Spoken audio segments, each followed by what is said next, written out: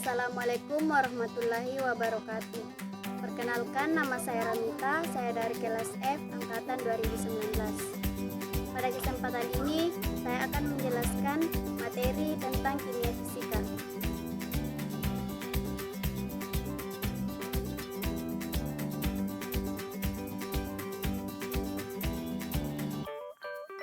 Materi merupakan suatu objek atau bahan yang membutuhkan ruang yang jumlahnya diukur oleh massa, di mana massa tersebut adalah berat suatu benda. Materi terbagi menjadi dua, yaitu materi zat yang terdiri dari unsur dan senyawa, dan materi campuran yang terdiri dari homogen dan heterogen. Materi memiliki dua perubahan, yaitu perubahan secara fisika dan perubahan secara kimia. Ciri-ciri perubahan fisika yaitu perubahan bersifat sementara, tidak menghasilkan materi baru, dan yang berubah hanya wujud dan zat. Ciri-ciri perubahan kimia yaitu perubahan yang bersifat permanen, menghasilkan zat baru, terjadinya perubahan susunan zat, dan disertai dengan perubahan yang dapat diamati.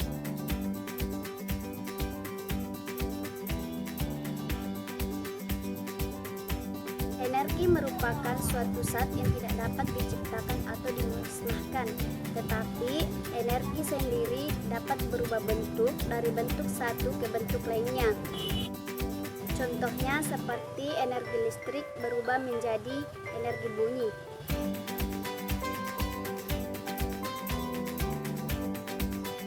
Perkembangan penyusun unsur terbagi atas tiga, yaitu menurut triade Dobereiner, daftar Mendeleev, dan sistem periodik modern.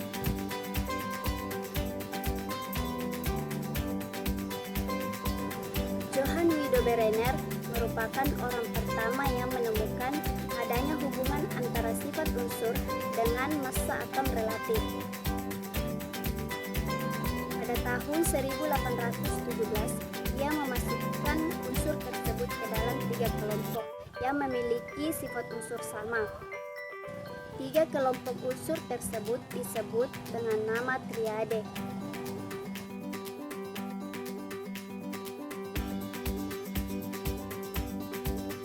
Rothermeier dan Dmitri Ivanovich Mendeleev menemukan hubungan yang lebih terperinci antara sifat unsur dengan massa atom relatif.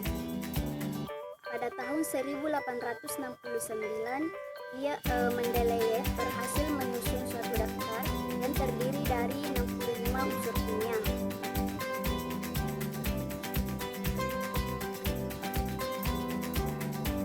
Sistem periodik modern disusun berdasarkan hukum periode modern yang menyatakan bahwa sifat-sifat unsur merupakan fungsi periodik dari nomor atomnya. Sistem periodik modern memiliki sifat-sifat unsur, yaitu jari-jari atom, energi ionisasi, dan afinitas elektron. Jari-jari atom merupakan jarak antara inti atom sampai kulit elektron terluar. Energi ionisasi adalah energi yang dibutuhkan untuk melepaskan satu elektron terluar dalam satu periode. Afinitas elektron memiliki pengertian sebagai perubahan energi dari atom netral ketika sebuah elektron ditambahkan ke dalam atom untuk membentuk ion negatif atau positif. Atau bisa dikatakan kemungkinan atom netral yang memperoleh elektron positif dan negatif.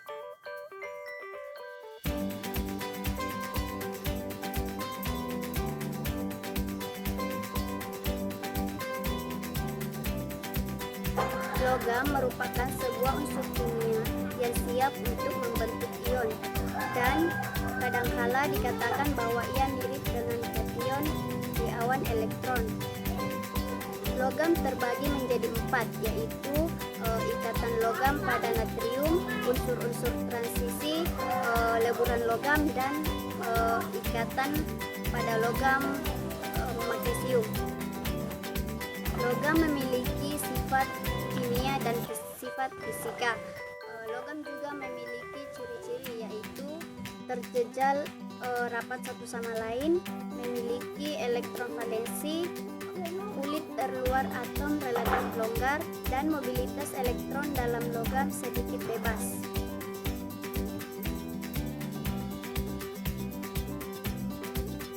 Hidrogen merupakan gaya tarik antar molekul yang terjadi antara atom hidrogen yang terikat dengan atom elektronegatif. Hidrogen berperan dalam biokimia dan menghasilkan beberapa unit air. Hidrogen terbagi menjadi dua, yaitu hidrogen intramolekular dan hidrogen intramolekul. Ciri-ciri ikatan hidrogen terbagi menjadi empat, yaitu terjadi antara atom dengan pasangan elektron bebas, kekuatan ikatan cenderung lemah, panjang ikatan cenderung besar, dan senyawa dengan ikatan hidrogen memiliki titik didih yang lebih tinggi. Hidrogen memiliki sifat yaitu viskositas, kelarutan, dan polaritas.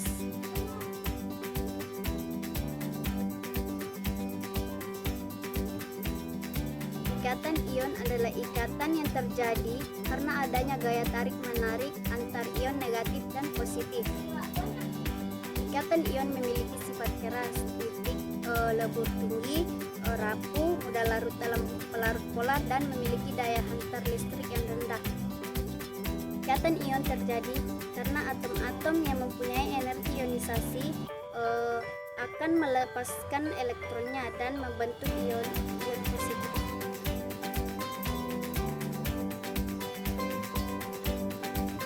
Ikatan van der Waals ialah gaya tarik-menarik antara atom atau molekul.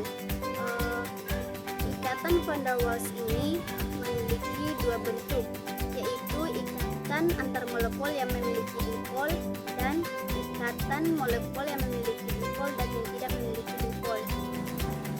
Ikatan van der Waals memiliki dua gaya, yaitu gaya London dan gaya tarik dipol, di mana gaya London merupakan gaya tarik-menarik antar molekul nonpolar akibat adanya dipol terimbas yang ditimbulkan oleh perpindahan elektron dari satu orbital ke orbital lain dan membentuk dipol sesaat. Gaya London ini mengakibatkan molekul nonpolar bersifat agak polar. Sedangkan gaya tarik dipol adalah suatu molekul polar yang cenderung menyusun diri dengan cara saling mendekati kutub positif dari suatu molekul yang kutub negatif molekul yang lain. Gaya tarik dipol ini juga memiliki 5 interaksi. Interaksi tersebut dapat dilihat pada gambar.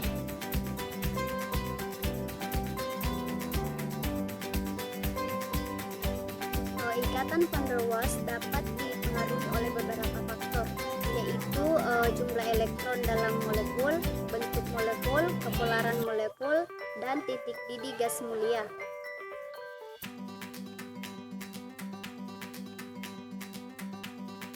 Ikatan kovalen adalah ikatan yang terjadi akibat pemakaian pasangan elektron secara bersama-sama oleh dua atom. Ikatan kovalen memiliki dua jenis, yaitu ikatan kovalen berdasarkan pembentukan dan ikatan kovalen berdasarkan polimerisasi. Ikatan kovalen berdasarkan pembentukan terbagi menjadi tiga, yaitu ikatan kovalen tunggal, ikatan kovalen rangkap 2, dan ikatan kovalen rangkap 3. Ikatan kovalen berdasarkan polimerisasi terbagi menjadi dua, yaitu ikatan kovalen polar dan ikatan kovalen nonpolar. Ikatan kovalen memiliki sifat fisik, yaitu pada suhu kamar berwujud gas, cair, dan padat, lunak dan tidak rapuh, memiliki titik didih dan titik leleh rendah, dapat larut dalam larut organik namun tidak larut dalam air, dan tidak menghantarkan listrik. Pembentukan ikatan kovalen. Ikatan kovalen terjadi antar unsur non-logam, yakni antar unsur yang mempunyai keelektronegatifan yang relatif besar. Juga terbentuk karena proses searah terima elektron tidak mungkin terjadi. Contoh lazim pembentukan ikatan kovalen dari atom hidrogen dan Florida.